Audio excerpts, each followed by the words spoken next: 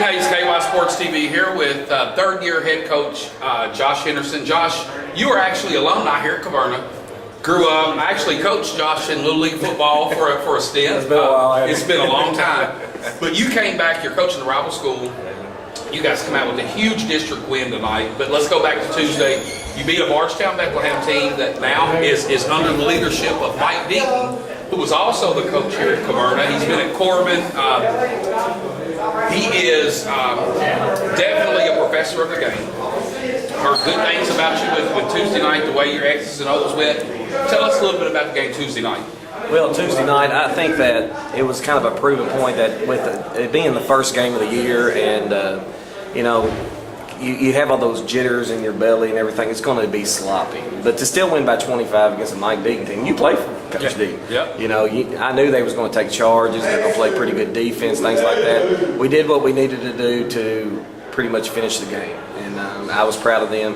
And to beat Coach Deaton, I remember going to his ball camps when he was a little kid, but I was proud of my kids. I think John had 26 that game.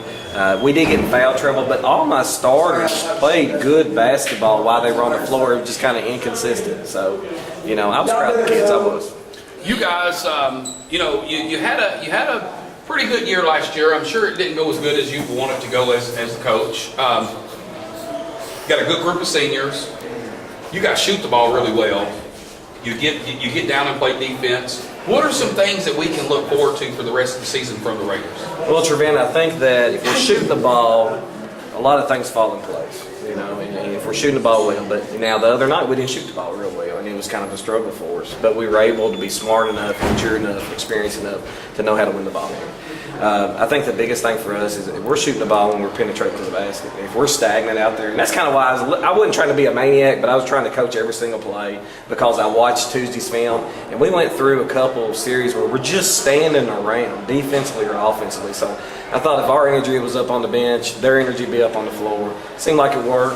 I don't think I'm going to change something that worked. So.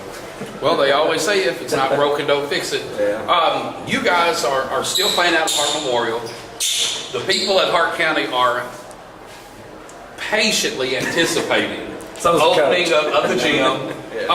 When are you guys going to be in your new facility? Well, right now, I don't think anything's set in stone. I mean, we have to, wait for what construction tells us and stuff, especially with the holidays coming.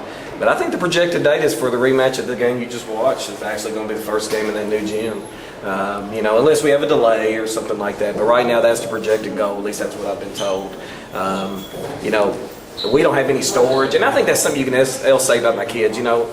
We've gotten better throughout 3 years. My kids haven't even had a gym to play in. And there's several nights where we have to move around because of maybe the elementary school has a play that night or something. So I'm in a different elementary school. We don't have a consistent gym that we're in. Most nights we're at Memorial, but we don't have any storage over there. We really don't have our own locker and things like that. So we're finding out, you don't need all this nice stuff. You just need a ball and a hoop, and you need your brothers out there. And I've been very proud of how resilient these kids have been.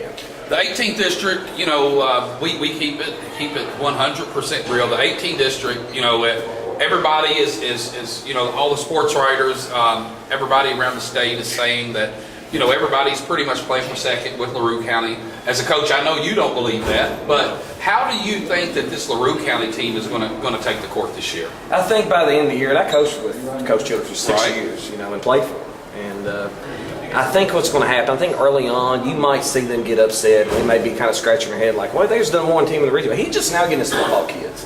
And, getting them in shape and things like that is going to take a process. I would say around Christmas they'll start hitting their gears, and I think they're going to be really good. I'm looking forward to playing them. They have some really big kids. Mark Good in the middle, we've watched plenty of times. Anthony Atkins, he's an absolute load. They did lose their point guard, but I know Coach Childers well enough. You can't sit there and say, oh, they lost the point guard, so they're going to be down. No, they're not. They're going to have somebody playing. Well, no, I know his son is going to step in. Absolutely. Then you got Jeremiah Belton. But I really think that you guys have a really nice squad this year. Thank you.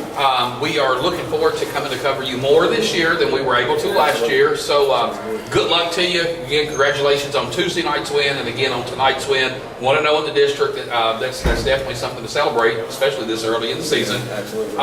Who do you guys have next? Well, we have Greene County Tuesday, so it doesn't get any lighter for us, and they've gotten better. You know, he's talking about the 18th district. I watched Coach DeStefano in the scrimmage went over and scouted, and I was really impressed with how hard they were playing and some of the offensive schemes that he's doing. Actually, beat Barron County the other night. And, you know, I know Barron County maybe beat a little bit down this year, but for Greene County to beat Barron first game of the year, that's kind of an eye-opener, especially with the new coach. So we play them. Then we got this 2A Classic we're doing this year in the state. I saw that. And that's Taylor County, and that's Thursday. Warren Central's playing in that. Yeah, it's Warren Central. We got I think it's around 24 schools, if I'm not mistaken, that's in there. I may be wrong on that. But it's going to be kind of the same format as the Class A? Yeah, similar. Okay. Similar. I think you're going to play their state championships in Owensboro up there in the I can't think what of do they call it? Sports Center. Yeah, Sports Center. On the Sports Center and stuff. So it's kind of a cool idea. We're going to see, but I look at those 2A teams like the Warren Centrals and Taylor Counties on it. I mean, there's some good games that's going to happen in that. So we're excited about that. That's Thursday at Memorial. Friday we got the Hawks in Lurie County. Okay. So. Well, Coach, thank you for taking some time out to catch up with us. Like I said, we look forward to covering you some more this year. Good luck to you the rest of the season, and once again, congratulations on tonight. Thanks, Trevin. All Thanks right. for covering us. Yes, Appreciate sir. it.